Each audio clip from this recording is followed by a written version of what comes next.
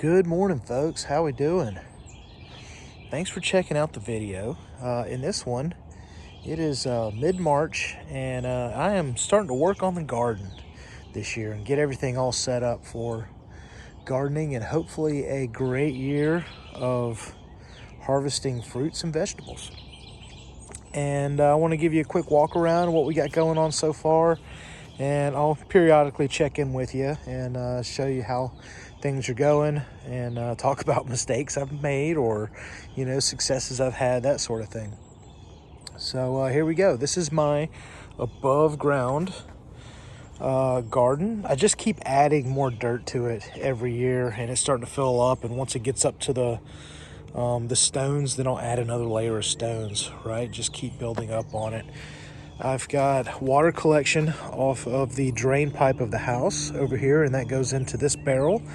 So I use natural water, untreated water, to water my plants. And if you're into gardening, you know that your plants are, sorry though, there's an airport around here, and these airplanes are ridiculous. So if you're into gardening, you know that your plants are going to react better to natural water, rainwater, that sort of thing, over treated water from the city tap that has, chemicals or whatever in it. So that's typically what I use to water.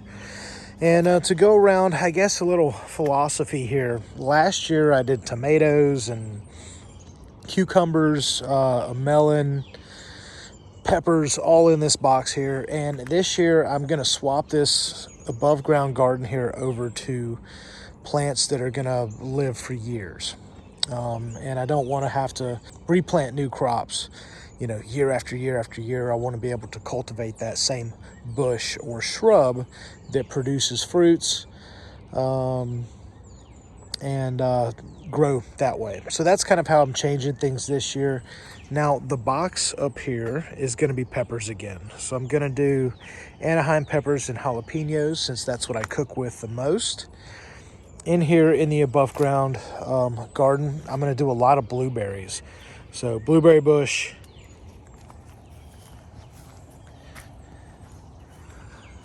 These are 2 jelly bean blueberries, glazed blueberry. This is another blueberry I've had for a couple years. As you can see, it's starting to flower. And this big plant right here is also a blueberry. So I've got plenty of plants to kind of cross-pollinate, so I should have a great crop. And I've got another little row right here. Now, these 3 small blueberry plants, they don't get that big. This one gets 2.5 feet wide and tall, and this guy only gets about 2 feet or so. So these 2 will remain small. That'll kind of fill up that spot a little bit, and they'll kind of interconnect, or they'll be touching each other, so they'll pollinate very, very easily. Here in the middle are blackberries. So I think how I'm going to do it this year, or for several years to come, is do blueberry bushes around the outside here, the small shrubby blueberry bushes, and then in the middle do blackberries. And what that's going to create is, once it grows up, you're going to have this row of shrub, the blueberry bushes, that go around, and the blackberry coming out in the middle and laying over the blueberry bushes. And I'm using a tomato cage right now to prop those up, prop the blackberries up. So that's kind of what I'm thinking with this area. Once I get all these blueberry shrubs in there, I just want to fertilize it and then prune it from year after year, right? And then maintain this instead of having to pull everything out of the ground and replant. So that's how I'm doing the above ground. Now, something else that was cool, I've got some strawberries left over from last year. These just, came back in the pots that they were in. And I've got 2 down here. So I'm planting some strawberries in the corner. So, I may do that throughout the year. Just add, a few little add-ins here and there, but maintain the overall blueberry, blackberry patch. So that's kind of what I'm going for with that. This is my 3-year-old muscadine vine on a tomato cage. And I just kind of like am training it around the tomato cage. I mean, it's already gotten pretty big, but it's compact because it's on that metal frame. And I'm just kind of experimenting with it. I looked online, I didn't see anyone really doing anything like this. And I'm trying to see if I can get it to grow muscadines. So I pruned it back a little bit, and it's doing really good. It's starting to, where are they? There we go. Leaves are just now starting to pop on it. So yeah, this should be a good year. I've just fertilized it, and it's a 3-year plant. So maybe we'll get some muscadines on that. Who knows? And this is a large blueberry plant. As you can see, it's starting to flower. I had this on the back porch, and I've moved it over here with the other blueberries because I need it to cross-pollinate. If it doesn't get pollinated, it doesn't get berries. So I'm keeping all the blueberries in this patch over here so that they'll fruit. Peppers aren't in yet. I've added some wood ash to this and some fertilizer, and I'm going to get several more bags of dirt and then fill it in, and then I'll plant my pepper plants this year. But it's still a little cool for pepper plants. In about another week or two, I'll get those into the box here. But yeah, it should be, this section of garden here should be very fruitful this year. As the peppers I ate all last year. The Anaheims are great for stuffing and grilling, and jalapeno peppers, I use those in all sorts of dishes. Just come right off, yank them off the plant, take them into the kitchen, wash them, and cook them. So those are great. We eat those a lot. Blueberries, obviously, if we're going to get a ton of blueberries, then we're definitely going to eat blueberries. Just, wash them, put them in a bowl, and, munch on them as a snack. It's a good, healthy snack. They're delicious. Go good in pancakes, drinks, salads, all that sort of thing. So you can see there's a theme here. We're going for fruits and grapes and vegetables and that sort of thing. We like stuff we can eat in the kitchen.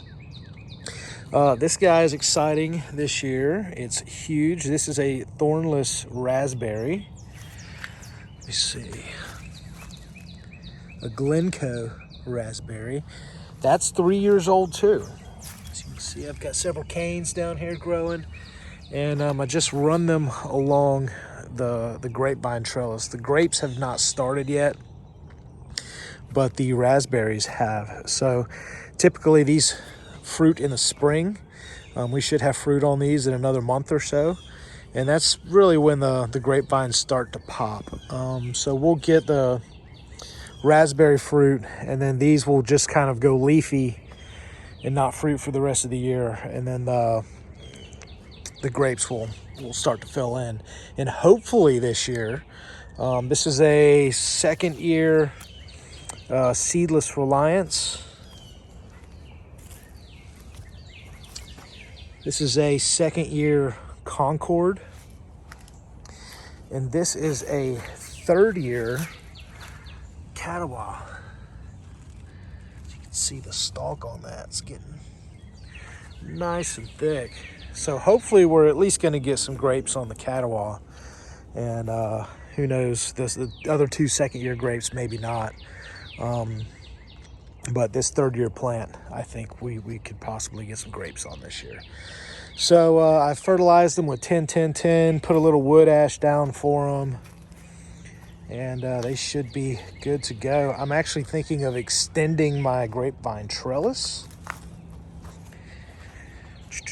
to about right here, and then put another post in, and two more vines here. Now from there, I'll run it that way, and then just kind of enclose the garden with the grapevine trellis and build off of it from that way. Also, I've got this little spot here where I had potted plants. I think what I'm going to do is make another above ground garden right here, and then make a walkway that goes around. Now in this garden, I may start this off with, you know, tomatoes and pole beans, or, you know, other sorts of vegetables that are just like one and done, 1 year and done, and see where that goes. But yeah, I like the idea of having one that I don't have to replant every year. I just need to maintain and prune and feed fertilizer, and it'll keep busting out fruits year after year after year. And that's what I'm looking for here with the blueberry patch. So thanks for checking out the video. That is the quick state of the garden, mid-March 2020. And I'll check in every so often to let you guys know how things are going. But yep. Oh, and a few other things here. This is a cutting down here. This is a cutting of the Glencoe raspberry that's down there. I'm gonna plant that somewhere. I haven't figured that out yet, but I'm gonna plant that somewhere. This is a honeysuckle vine, and I love honeysuckle vines. It takes me back to childhood. We used to have them all over the neighborhood, and you know, we'd go pick the flowers and, you know, drink the honey out of them. But yeah, these are really cool. I haven't really decided where I want to plant this guy yet. He is in a pot like that, so probably on a fence line or something somewhere. For the time being, he can stay in there. But yeah, that's what's going on there. So thanks for checking out the video. That is the current state of the garden. Sorry about all the noise. I live outside of Atlanta, and there's airports and stuff like that, private airports, all that stuff all over the place. So we get a lot of air traffic around here. So quick overview of the garden. I'll check back with you guys in a few weeks. Take care.